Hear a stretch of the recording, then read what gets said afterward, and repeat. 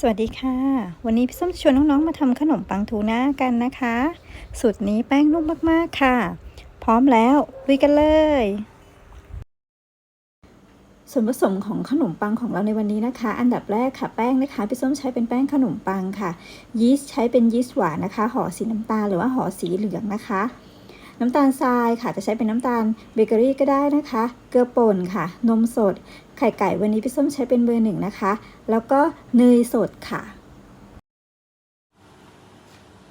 อันดับแรกนะคะให้เราชั่งส่วนผสมของแห้งทั้งหมดค่ะลงไปในโถตีก่อนนะคะวันนี้พี่ส้มจะใช้เป็น KitchenAid ตีนะคะหากใครไม่มีค่ะมีหม้อหมีนะคะก็สามารถใช้น้องหมีตีได้เลยนะคะสูตรนี้ชิวๆเลยค่ะตีความเร็วต่ำนะคะให้ส่วนผสมของแห้งเข้ากันก่อนค่ะ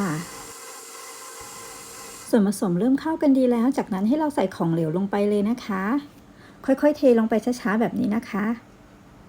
ตีจนส่วนผสมเข้ากันค่ะอันนี้ปรับเป็นความเร็วปานกลางได้นะคะประมาณเบอร์ 5ค่ะ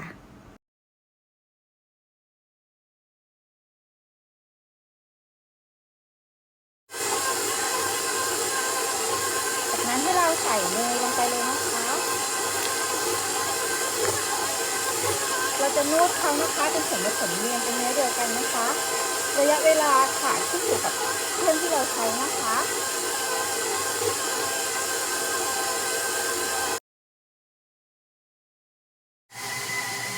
ระหว่างนี้เราจะมาเตรียมทำไส้กันนะคะไส้ทูน่านะคะก็ได้แก่ทูน่านะคะวันนี้พี่ส้มใช้เป็นแบบในน้ำแร่นะคะ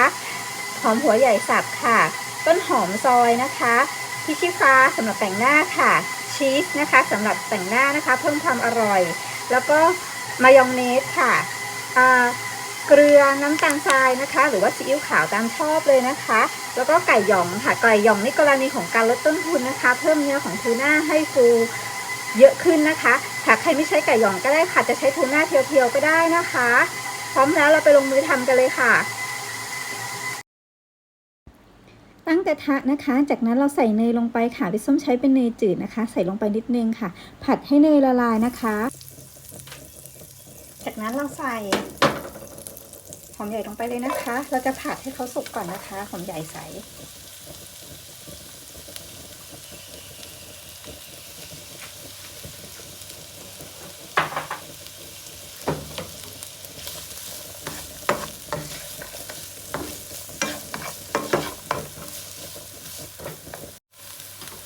หอมใหญ่สุกใส่ดีแล้วนะคะจากนั้นเราจะใส่ทูน่าลงไปเลยค่ะ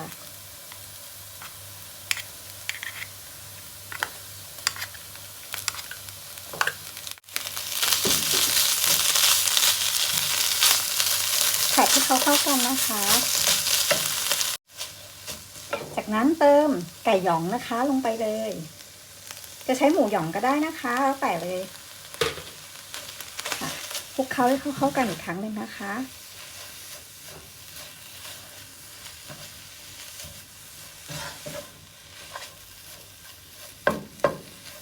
เนื้อมันจะได้ดูเยอะๆนะคะจากนั้นเราจะปรุงรสเขานะคะใส่มายองเนสค่ะลงไปเลย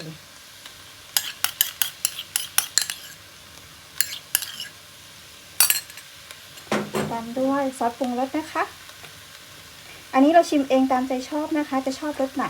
ส่วนใหญ่ก็จะเป็นหวานนำเค็มนิดๆนะคะหรือว่าใครจะทำเป็นแบบทูน่ายำก็ได้นะคะมีเปรี้ยวๆหน่อยก็ได้แล้วแต่เราเลยนะคะผัดให้เข้ากันนะคะ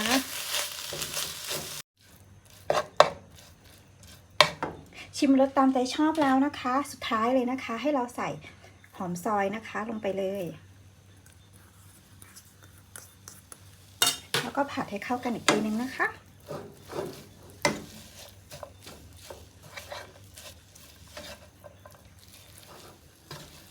ปิดแก๊สได้เลยนะคะเราจะพักส่วนของไส้ให้เย็นก่อนนะคะเดี๋ยวเราจะมาห่อขนมปังต่อไปนะคะสังเกตได้นะคะแป้งเริ่มได้แล้วนะคะเขาจะไม่ติดโถเลยนะคะแล้วก็จะเนียนแบบนี้เลยค่ะเดี๋ยวเราจะมาเช็คแป้งกันนะคะ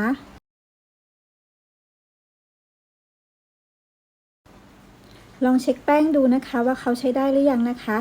เนี่ยค่ะนำเขามายืดแล้วก็ขึงเป็นฟิล์มนะคะหากเขาขึงเป็นฟิล์มบางๆได้นะคะ แป้งไม่ขาดนะคะก็เป็นอันใช้ได้แล้วค่ะแบบนี้นะคะ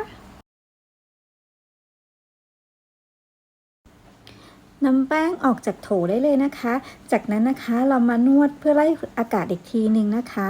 นวดแล้วก็พยายามพับแป้งไปมาแบบนี้นะคะแป้งให้แป้งเนียนเลยนะคะ แล้วก็พักแป้งไว้แป๊บหนึ่งค่ะเดี๋ยวเราจะมาแบ่งก้อนกันนะคะสำหรับพิมพ์วันนี้พี่ส้มใช้เป็นถ้วยขันข้าว8 เซนนะคะ ตัดแป้งก้อนหนึ่งประมาณ 47-50 กรัมนะคะ จากนั้นเราจะนำแป้งมาคลึงให้เนียนนะคะ แล้วก็พักเขาไว้ประมาณ 3-5 นาทีนะคะ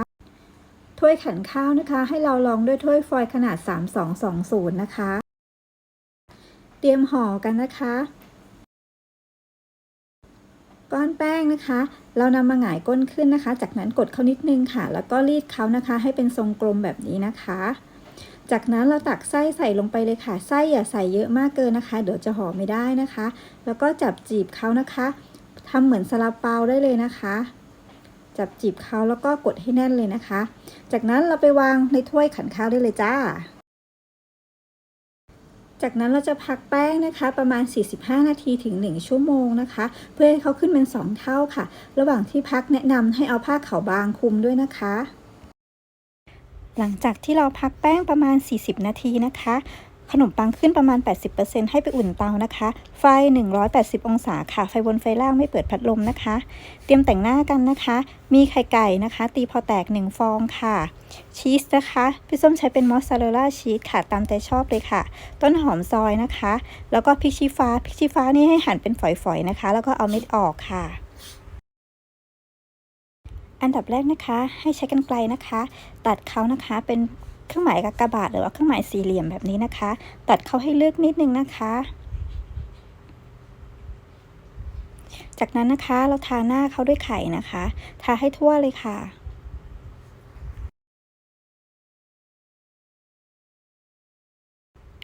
แต่งหน้าเขานะคะด้วยพริกชี้ฟ้าที่เราหั่นฝอยไว้นะคะ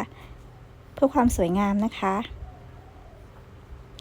แล้วก็โรยต้นหอมค่ะลงไปเลยค่ะโรยให้ทั่วแบบนี้นะคะจากนั้นนะคะก็โรยชีสลงไปได้เลยค่ะโรยไปตรงกลางแบบนี้นะคะกดเขานิดนึงนะคะชีสเขาติดค่ะทำไปเรื่อยๆจนหมดนะคะ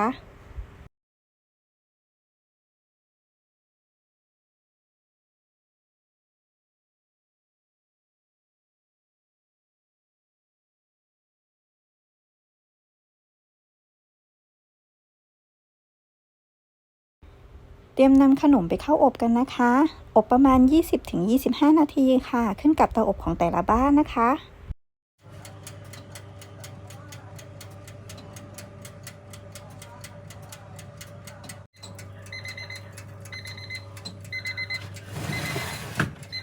ขนมสุกแล้วนะคะสังเกตจากหน้าขนมนะคะนำเขาออกจากเตาได้เลยจ้านำขนมมาพักบนตะแกรงจนเขาเย็นสนิทนะคะขนมจะยังร้อนนะคะเวลาจับใช้ความระมัดระวังด้วยนะคะแป้งจะนุ่มมากๆเลยนะคะจับเขาเบาๆด้วยนะคะ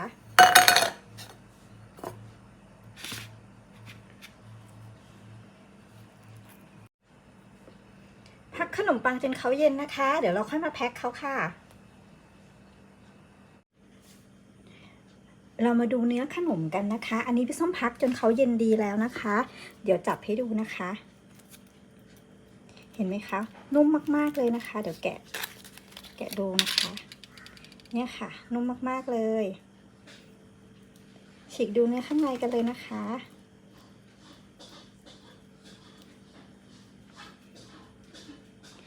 นุ่มแบบนี้เลยนะคะพักให้เย็นแล้วก็ยังนุ่มนะคะแช่ตู้เย็นนำออกมาคลายเย็นก็ยังนุ่มอยู่นะคะสำหรับการแพ็คขนมนะคะพี่ส้มจะใช้เป็นกล่อง E77 นะคะหรือว่าเป็นพิมพ์ลูกส้มอะค่ะนี้นะคะใส่แล้วขนมจะดูค่อนข้างจะดูโอเคนิดนึงอะค่ะสวยดีแพ็คก็ไม่ยากนะคะนี่นะคะ หรือว่าน้องๆจะใช้แพ็กเกจอื่นๆก็ได้นะคะตามใจชอบเราเลยค่ะเรียบร้อยแล้วนะคะกดลงไปเลย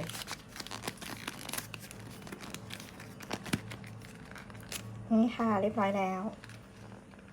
ขนมก็จะดูมูลค่าเพิ่มขึ้นนะคะถ้าใส่แพ็กเกจจิ้งที่โอเคนิดนึงนะคะเพื่อเป็นกำลังใจให้กันรบกวนฝากกดติดตามกด Subscribe และกดกระดิ่งแจ้งเตือนสำหรับรับชมในเมนูถัดไปพี่ส้มเลยนะคะสำหรับวันนี้ขอบคุณแล้วก็สวัสดีค่ะ